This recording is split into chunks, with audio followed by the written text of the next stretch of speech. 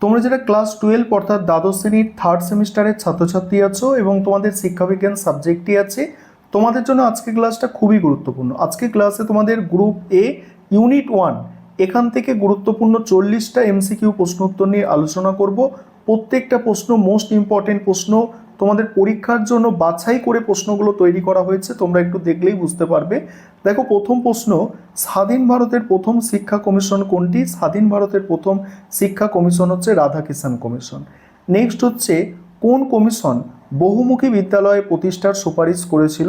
Mudaliar commission বহুমুখী বিদ্যালয় প্রতিষ্ঠার সুপারিশ করেছিল। পরের প্রশ্ন, ত্রিভাষার সূত্র, ত্রিভাষার সূত্র এর কথা প্রথম কোন কমিশনে স্পষ্টভাবে উল্লেখিত হয়েছে? কোঠারি কমিশনে স্পষ্টভাবে উল্লেখিত হয়েছে। তারপর শিক্ষা কমিশনের প্রস্তাবিত শিক্ষার কাঠামোটি হলো, শিক্ষা কমিশনের প্রস্তাবিত শিক্ষার কাঠামো কি? 10+2+3। পরের প্রশ্ন আছে, অপারেশন ব্ল্যাকবোর্ড কার সাথে যুক্ত? অপারেশন ব্ল্যাকবোর্ড হচ্ছে প্রাথমিক শিক্ষার সঙ্গে যুক্ত।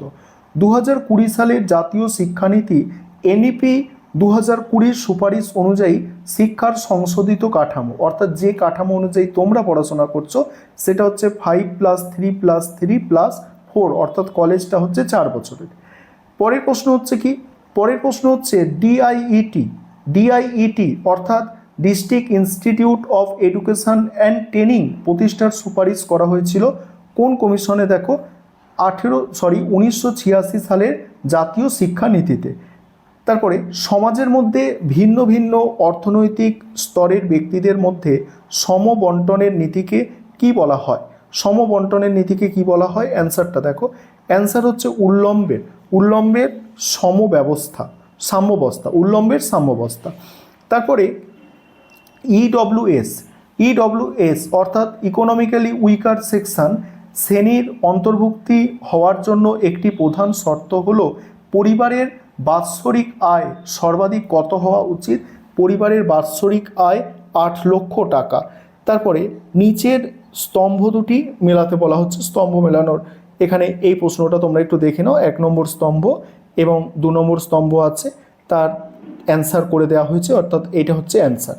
তারপর, গ্রামীণ বিশ্ববিদ্যালয় প্রতিষ্ঠার সুপারিশ কোন কমিশনে করা হয়? মোস্ট ইম্পর্টেন্ট প্রশ্ন, গ্রামীণ বিশ্ববিদ্যালয় দেখো রাধাকিষাণ কমিশনে। পরের প্রশ্ন উত্তর নিয়ে আলোচনায় আসছি, তার আগে একটা বিষয় বলি, তোমাদের জন্য পিডিএফ নোটস অর্থাৎ স্টাডি মেটেরিয়াল তৈরি করা হয়েছে। তোমরা যদি এইচএস থার্ড সেমিস্টারে কেউ স্টাডি মেটেরিয়াল পারচেস করতে চাও, অর্থাৎ তোমাদের টেক্সট বই আছে বা টেক্সট বই নেই, তোমরা টেক্সট বইয়ের পাশাপাশিও এটা ফলো করতে পারো। এবং তোমাদের যদি টেক্সট বই নাও থাকে, ভাবছো কম পড়াশোনা করবো, অর্থাৎ কম পড়াশোনা করবো বলতে কম সময় দেবো, একটু সিস্টেমেটিক পড়বো এবং ভালো নম্বর পাবো, তাহলে তোমরা এই স্টাডি মেটেরিয়াল পারচেস করতে পারো। এবং স্টাডি মেটেরিয়াল কেনার জন্য তোমরা স্ক্রিনে একটা নম্বর দেখতে পাচ্ছ, ওই নম্বরে তোমরা ফোন করতে পারো বা হোয়াটসঅ্যাপ করতে পারো। চলো বাকি প্রশ্ন উত্তরগুলো তোমরা দেখে নাও। বিশ্ববিদ্যালয় শিক্ষা কমিশন কবে গঠিত হয়? বিশ্ববিদ্যালয় শিক্ষা কমিশন গঠিত হয় 1948 থেকে 49 সালে। ইউজিসি অর্থাৎ ইউনিভার্সিটি জ্ঞান কমিশন গঠনের সুপারিশ কোন কমিশন করেছিল? দেখো রাধাকিষাণ কমিশন। রাধাকিষাণ কমিশনের মতে বিশ্ববিদ্যালয়ের কাজের দিন বছরের অন্তত কতদিন হওয়া উচিত? বছরের অন্তত কতদিন হওয়া উচিত? 180 দিন। মাধ্যমিক শিক্ষা কমিশনের অপর নাম কি? মাধ্যমিক শিক্ষা কমিশনের অপর নাম হচ্ছে মুদালিয়ার কমিশন। মুদালিয়ার কমিশন কবে গঠিত হয়? 1952। তারপরে, সপ্তপ্রভা বা পাঠ্যক্রমের 7টি প্রবাহ ভাগ করার কথা কোন কমিশনে বলা হয়েছিল? কোন কমিশনে বলা হয়েছে? মুদালিয়ার কমিশনে বলা হয়েছে।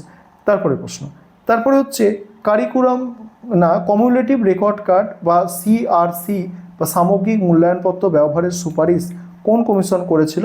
সেটাও মুদালিয়া কমিশনই করেছে। ভারতীয় শিক্ষা কমিশন কবে গঠিত হয়েছিল? ভারতীয় শিক্ষা কমিশন 1964। কোঠারি কমিশনের রিপোর্টের শিরোনাম কি ছিল? কোঠারি কমিশনের শিরোনাম কি ছিল? দেখো, শিক্ষা ও জাতীয় উন্নয়ন।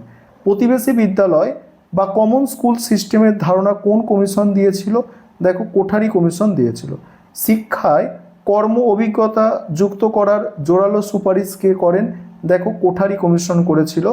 জাতীয় আয়ের শতকরা কত ভাগ শিক্ষায় ব্যয় করার কথা কোঠারি কমিশনে বলা হয়েছে?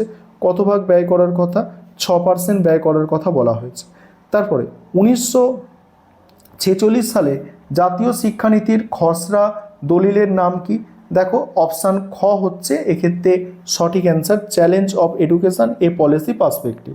পরের প্রশ্ন, নবোদয় বিদ্যালয়, নবোদয় বিদ্যালয় বা পেস সেটিং স্কুল প্রতিষ্ঠার সুপারিশ কোথায় করা হয়েছিল?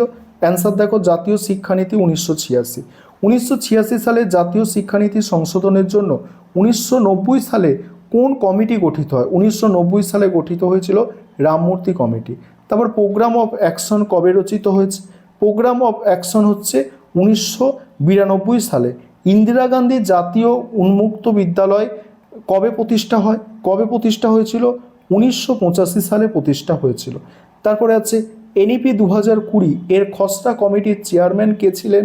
ডক্টর কে কস্তুরিঙ্গন।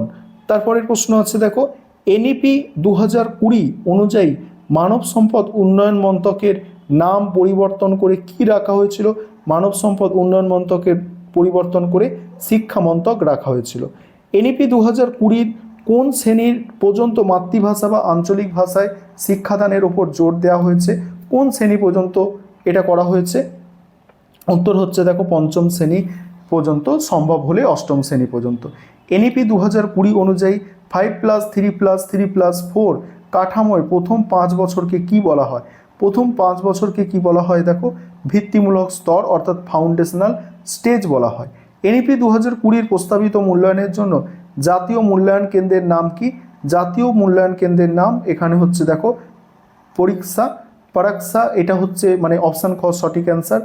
উচ্চশিক্ষায় মাল্টিপল এন্ট্রি অ্যান্ড এক্সিট সিস্টেমের কথা কোন শিক্ষানীতিতে বলা হয়েছে?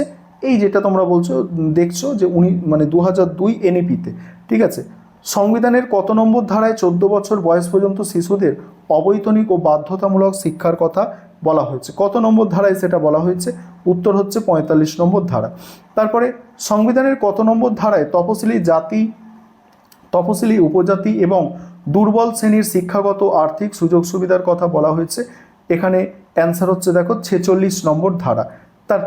তারপরে হচ্ছে দেখো সরকারি অনুদানপ্রাপ্ত শিক্ষা প্রতিষ্ঠানের ভর্তির ক্ষেত্রে পশ্চাৎপদ শ্রেণীর জন্য বিশেষ সুযোগ সুবিধার কথা সংবিধানের কোন ধারায় বলা হয়েছে? সংবিধানের কোন ধারায় বলা হয়েছে? উত্তর দেখো, উত্তর হচ্ছে 15(4) নম্বর ধারা।